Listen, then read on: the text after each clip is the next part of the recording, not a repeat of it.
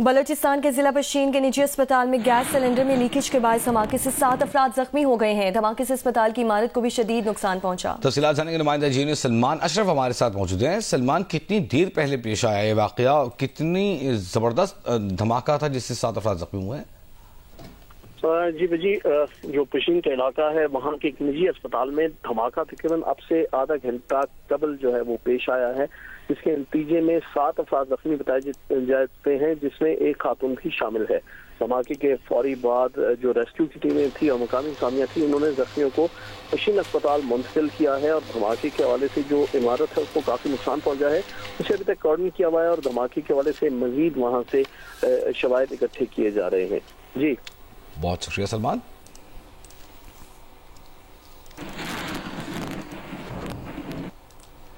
غیر قانونی طور پر یورپ جانے کی کوشش کرتے ہوئے مراکش کے قریب کشتی حادثے میں 44 افراد کے جاں بحق ہونے کی خبر آئی، لیکن صرف 13 لاشیں مل سکیں جن کی شناخت کا عمل مکمل کر لیا گیا ہے۔ 13 افراد کے پاکستان سے تعلق کی تصدیق ہو گئی ہے۔ جاں بحق افراد کی میتیں جلد پاکستان لائی جائیں گی۔ مراکش کشتی حادثے کی 27 لاشیں تاحال ابھی تک نہیں مل سکی ہیں۔ سفارتی ذرائع کے مطابق 15 جنوری کو کشتی واقعے میں 44 پاکستانیوں کے جاں بحق ہونے کی ہمیں اطلاعات ملی تھیں، جس پر لاشیں ناقابل شناخت اور بغیر دستاویز تھیں، جبکہ پاکستانی سفارت خانہ مراکش نے فنگر پرنٹ اور تصاویر نادرا کو بھی بھجوائی تھی۔ سارا عمل مکمل کر لیا گیا۔ فنگر پرنٹس تصاویر کی مدد سے لاشوں کی شناخت ہوئی۔ 13 پاکستانی لاشوں کی شناخت ہوئی ہے اور اب میتیں جلد پاکستان لائے جانے کی تیاریاں کی جا رہی ہیں۔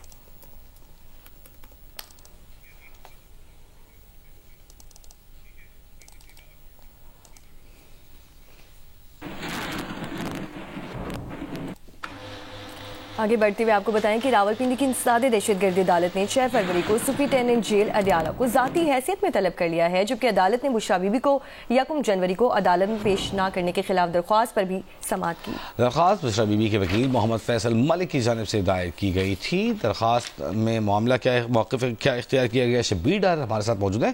شبیر، 1 جنوری کو پیش نہ کرنے کی درخواست دی گئی تھی، جب سنی جا رہی ہے؟ ہم کوشش کریں گے کہ بات کریں اپنے نمائندے شبیر ڈار سے، لیکن اس سے پہلے آپ کو اب تک کی جو صورتحال ہے اس سے آگاہ کریں۔ 26 نومبر کے 31 مقدمات میں عبوری ضمانت پر سماعت بھی مقرر کی تھی۔ عدالتی احکامات کے باوجود بشرا بی بی کو عدالت میں پیش نہیں کیا گیا تھا۔ جیل انتظامیہ نے بشرا بی بی کو پیش نہ کر کے توہین عدالت کی۔ جیل انتظامیہ سے پوچھا جائے کہ بشرا بی بی کو کیوں پیش نہیں کیا گیا، یہ درخواست کا موقف اختیار کیا گیا ہے فیصل ملک کی جانب سے۔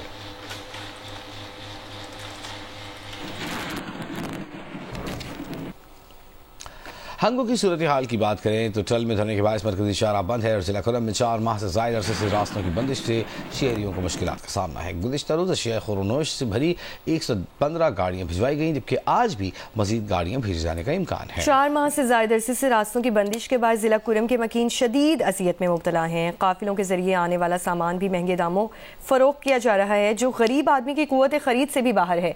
شہریوں اور تاجروں نے راستوں کو مستقل بنیادوں پر کھولنے کا مطالبہ کرتے ہوئے کہا ہے کہ بھجوائی گئی گاڑیوں سے لوگوں کی اشیاء ضروریہ پوری نہیں ہوں گی۔ دوسری جانب امن معاہدے کے بعد فریقین کے بنکرز گرائے جانے کا بھی سلسلہ جاری۔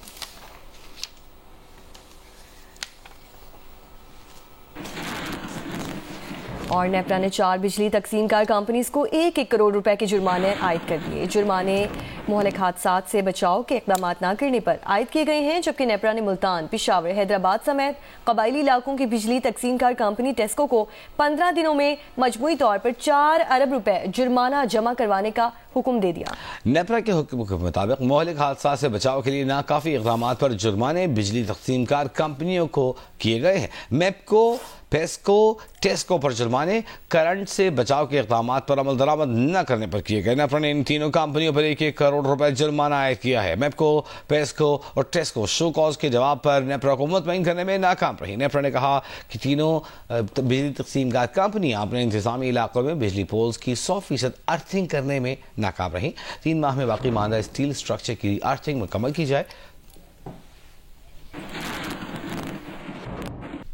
ادویات کی قیمتوں میں ایک بار پھر اضافہ ہو گیا ہے۔ لاہور کے میڈیکل سٹورز پر شوگر، بلڈ پریشر، خون پتلا کرنے والی ادویات مہنگے داموں مل رہی ہیں۔ تفصیلات بتا رہی ہیں ام فروا۔ ادویات میں اتنا زیادہ اضافہ ہو گیا ہے کہ عام جو مریض ہیں اور ان کے لواحقین وہ شدید پریشانی میں مبتلا ہیں، اور ان میں کوئی 100-200 روپے کا اضافہ نہیں کیا گیا. کسی میں 500 کا اضافہ ہے، کسی کا 600 ہے، اور کسی میں 1000 سے اوپر ہی قیمتیں جو ہیں ادویات کی بڑھائی گئی ہیں. ادویات کی جو قیمتیں بڑھی ہیں ان میں شوگر، بلڈ پریشر، خون پتلا کرنے والی، درد والی، طاقت فراہم کرنے والی، ملٹی وائٹامنس، اس کے علاوہ وائٹامن ڈی، اور اس طرح سے اس کے علاوہ شوگر کی جو انسولین ہے اور شوگر چیک کرنے والی جو اسٹرپس ہوتی ہیں وہ تک ان کی قیمتیں بڑھا دی گئی ہیں. پرسنٹیج کا تو ایشو ختم ہو گیا ہے. جس کمپنی کا جب جی چاہتا ہے وہ ہر انوائس جو ہے نئے ریٹ پہ آ جاتی ہے اور پرانا ریٹ غائب ہو جاتا ہے، اور اس میں کوئی وہ سلیب نہیں ہے کہ اتنا پرسنٹ بڑا ہے، جس کا آئی ڈونٹ نو کیا پالیسی ہے.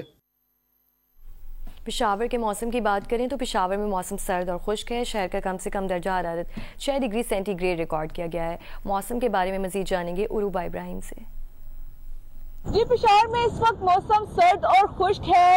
آسمان پر ہلکے بادل چھائے ہوئے ہیں، تاہم دھوپ تیز ہونے کے بعد جو سردی کی شدت ہے اس میں کمی محسوس کی جا رہی ہے. محکمہ موسمیات کے مطابق آج کم سے کم درجہ حرارت 6 ڈگری سینٹی گریڈ ریکارڈ کیا گیا ہے، جبکہ زیادہ سے زیادہ 24 ڈگری سینٹی گریڈ تک بڑھنے کا امکان ہے. ہوا میں نمی کا تناسب 67% ریکارڈ کیا گیا ہے. محکمہ موسمیات کے مطابق گزشتہ 24 گھنٹوں کے دوران خیبر پختونخوا کے بالائی اضلاع میں بارشیں ریکارڈ کی گئی. میر کنی میں 3 ملی میٹر بارش ریکارڈ کی گئی، جبکہ چترال میں 2، کالام اور دروش میں 1-1 ملی میٹر بارش ریکارڈ کی گئی. محکمہ موسمیات کے مطابق آئندہ 24 گھنٹوں کے دوران بھی پشاور سمیت خیبر پختونخوا کے میدانی اضلاع میں موسم اسی طرح سرد اور خشک رہنے کا امکان ہے، جبکہ بالائی اضلاع میں ہلکی بارش کی پیش گوئی کی گئی ہے. ماحولیات کی عالمی ویب سائٹ کے مطابق پشاور میں آج ایئر کوالٹی انڈیکس 214 ریکارڈ کیا گیا ہے.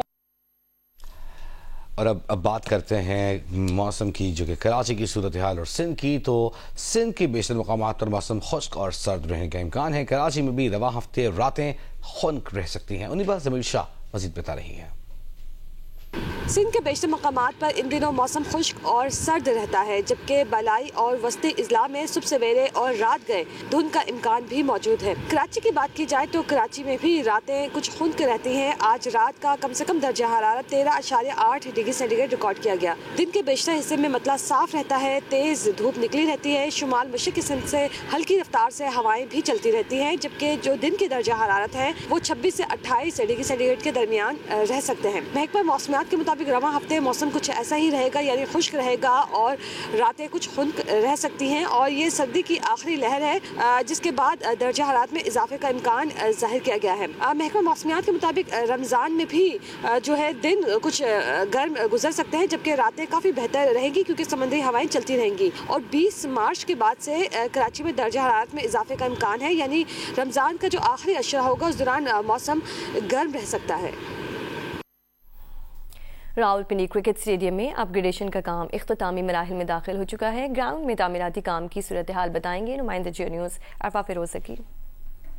پنڈی کرکٹ اسٹیڈیم میں کراچی اور لاہور کی طرح چیمپئنز ٹرافی کی تیاریاں اپنے اختتامی مراحل میں جو وہ داخل ہو چکے ہیں، اور اب سے چند دن بعد پنڈی کرکٹ اسٹیڈیم مکمل طور پہ چیمپئنز ٹرافی کی میزبانی کرنے کے لیے تیار ہو جائے گا. مختلف جگہوں پر یہاں کام ایک ساتھ جو وہ جاری کیا گیا ہے. پی سی بی کے جو ورکرز ہیں وہ مختلف انکلیوز میں ڈریسنگ روم اور جو مین انٹرنس ہے وہاں ہمیں کام کرتے دکھائی دے رہے ہیں. جو ڈریسنگ روم کے سامنے 2 ہاسپٹیلٹی نئے باکسز بنائے گئے ہیں، وہاں جو ہے وہ نئی کرسیاں لگا دی گئی ہیں جو فولڈنگ کرسیاں. اس کے ساتھ ساتھ انکلوزرز میں جو 8 انکلوزرز ہیں پنڈی کرکٹ اسٹیڈیم میں، ان میں تمام جو ہے وہ کرسیوں کا کام مکمل کر لیا گیا ہے. وہاں نصب کرسیاں کر دی گئی ہیں. ان کرسیوں کو گرین اور وائٹ رنگ جو وہ کیا گیا ہے. اس کے ساتھ ساتھ جو گراؤنڈ میں گراس کو مزید ہرا بھرا کرنے کے لیے جو کام ہے گراؤنڈ مین ہمیں مختلف جگہوں پر دکھائی دے رہے ہیں. تو پنڈی کرکٹ اسٹیڈیم میں جو گراس ہے اس کو بھی مکمل طور پہ بہتری کی طرف جو ہے وہ لے کر گئے ہیں. اس کے ساتھ ساتھ مختلف جگہوں پر رنگ روغن کا کام بھی چل رہا ہے. جو فلڈ لائٹس ہیں ان کو جو ہے وائٹ کلر سے ایک نئی ریفریشنگ لک جو وہ دے دیا. تو پنڈی کرکٹ اسٹیڈیم کے مختلف جگہوں پر ہمیں کام ایک ساتھ کرتے دکھائی دے رہے ہیں، اور اب یہ اختتامی مرحلے میں داخل ہو گئے اور چند دن بعد پنڈی کرکٹ اسٹیڈیم مکمل طور پہ چیمپئنز ٹرافی کی میزبانی کرنے کے لیے تیار ہو جائے گا.